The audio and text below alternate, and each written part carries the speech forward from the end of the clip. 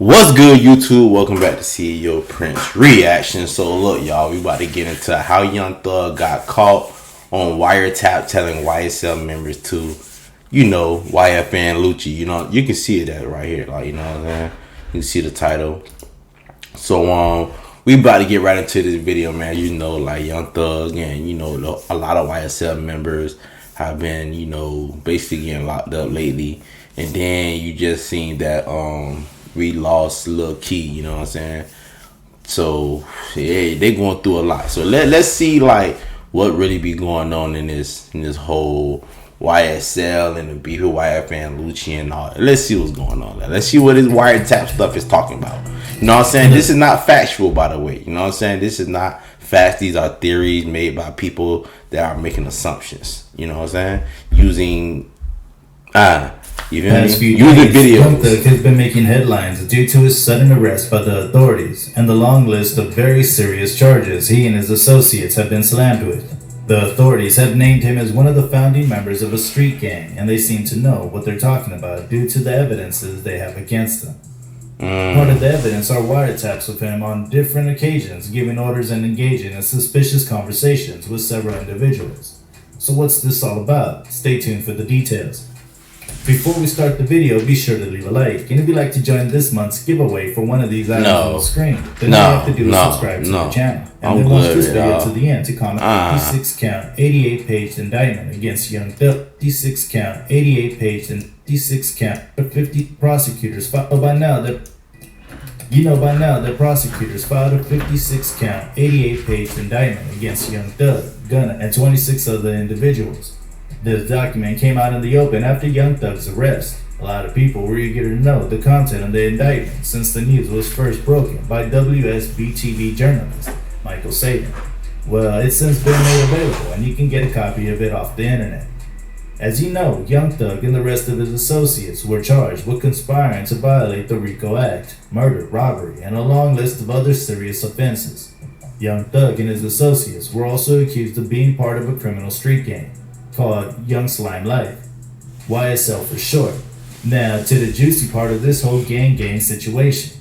Young Thug was named as one of the founders of the YSL gang, which according to the indictment was founded in 2012 and is said to be affiliated with the National Blood Gang. Well, it's easy for Young Thug to deny such a claim since what most of us know YSL to be is a musical group and a record label, and that there are a lot of people that will readily jump to Young Thug's defense and boldly disregard the authorities' claim that YSL is a criminal street gang. One such person, being his lawyer, has even vouched to fight to his last drop of blood to clear Young Thug's name. To his last drop? I'm not saying Young Thug's YSL is a criminal group that is using music to mask what's going on in the background. And neither am I saying Young Thug is the founder and leader of a criminal organization. At this point, no one is sure of anything, but these are a part of the accusations that have been put out there by the authorities. And as you know, the authorities don't go around accusing people of an offense without carrying out the proper investigation. I'm not saying the authorities are usually 100% accurate, but most of the time they know what they're doing and what they're talking about. So if you're accused of a crime by the authorities, chances are that there's proper evidence to back up their claim. Maybe. And in this Young Thug situation, the authorities have enough evidence to support their claim that he's truly the boss of a criminal street gang. Well, it seems the authorities have been keeping a tab on Young Thug for a while without him being aware of it. Somehow, the authorities have found a way to tap into his phone and gain access to his conversations with some individuals. Yeah, you heard that right.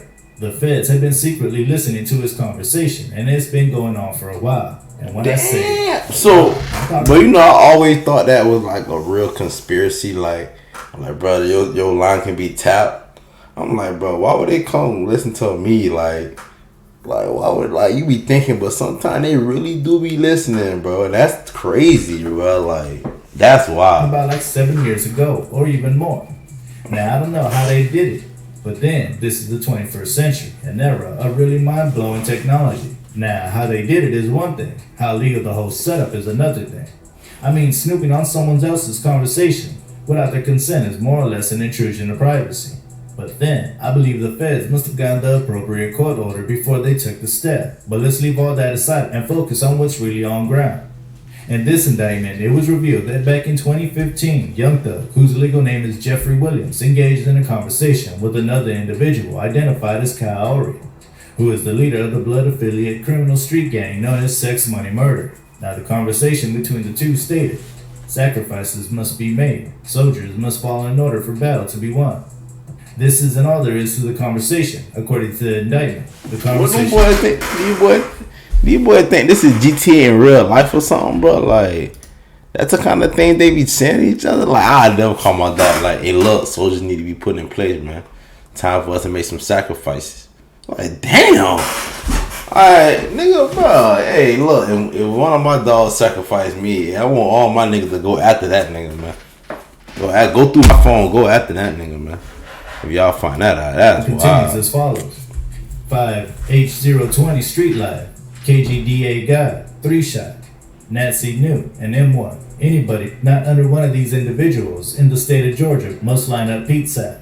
There is no rolling from one to the other. Everything is as if you are one Sex Money Murder. Nothing added and nothing taken away. 2 guns. Now I should mention that according to the indictment, the names mentioned 5H020 Street Live, KGDA God, 3-shot, Nancy New, and M1 are names of the 5 leaders of Sex Money Murder gang in Georgia.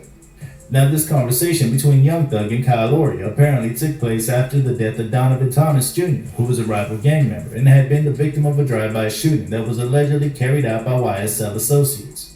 Young Thug was even accused of renting the vehicle that was used to carry out the crime. Wow. And according to prosecutors, it was believed that the reason for the killing of Donovan Thomas Jr. was because he was preparing to give testimony in court.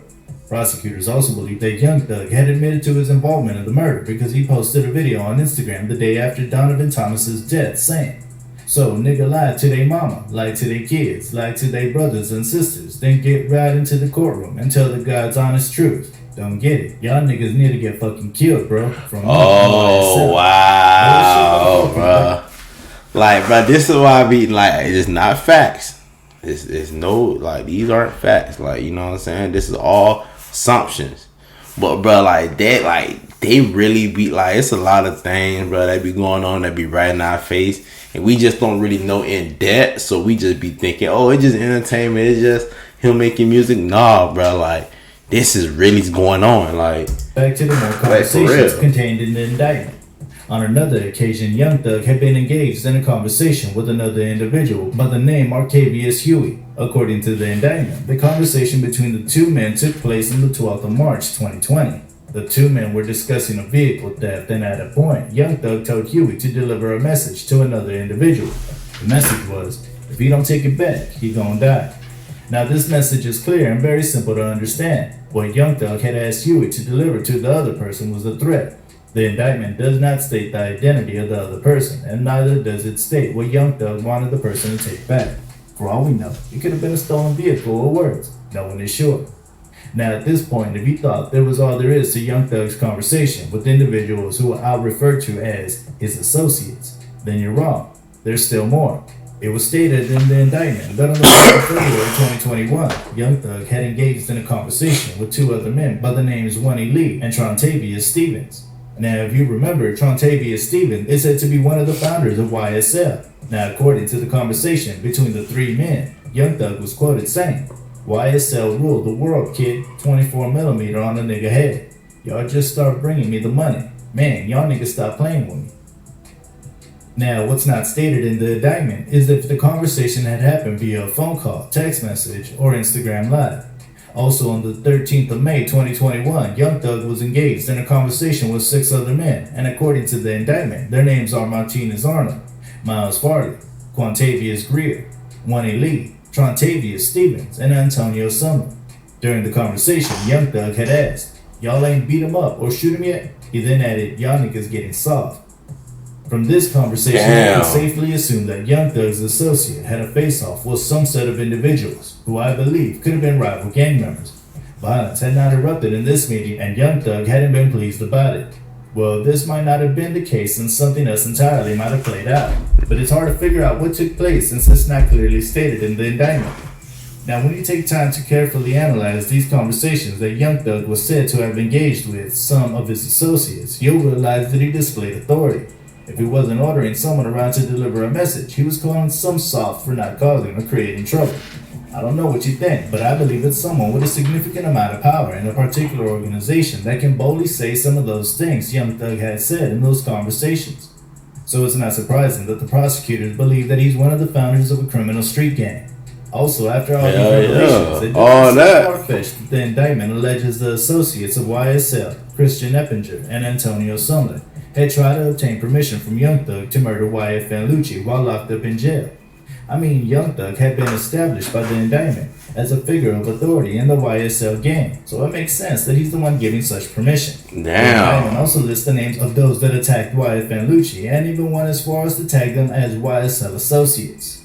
The part of the indictment that talks about this reads, Khalif Adams, Dame Keon Garlington, and Jaden Murray, associates of YSL, did unlawfully, with malice aforethought, and with the intent to kill, committed the felony offense of attempted murder upon the person of Rayshawn Bennett, aka YFN Lucci, a rival gang member, by stabbing at Rayshawn Bennett with a shank.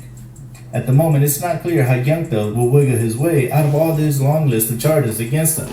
And as if the charges contained within the indictment were not enough, he's also facing 7 new charges after a raid of his apartment by the authorities.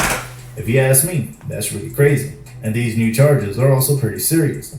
They include possession of marijuana with intent to distribute, possession of a Schedule 3, 4, or 5 controlled substance with intent to distribute possession of a firearm during the commission of a felony, possession of a sawed-off shotgun, sawed-off rifle, machine gun, dangerous weapon or silencer, and 3 counts of being a person employed or associated with a criminal street gang to conduct or participate in criminal gang activity through the commission of a crime. At the moment, prosecutors are still contemplating whether to add these new charges to the RICO case or to handle them as a different case. But regardless of whatever decision they make, it doesn't change the fact that Young Thug is in a big mess and he could be facing the possibility of several years in prison for these charges. Alright, that's all I've got for you in this video. Feel free to let me... Damn, bro, like... keep that man in your prayers, man. Damn, Lucci, all that? I mean, not Lucci, damn, Thug, like, all that? Damn, dog, I wish we could really get money, bro. We can really enjoy life, bro. It don't really even be, like, forget all that beef stuff, man. That junk don't mean nothing, man. Forget all that, man. But look, man, make sure y'all like this video, man. Make sure y'all subscribe. And make sure you leave a comment on what videos you want me to react to. Oh, snap.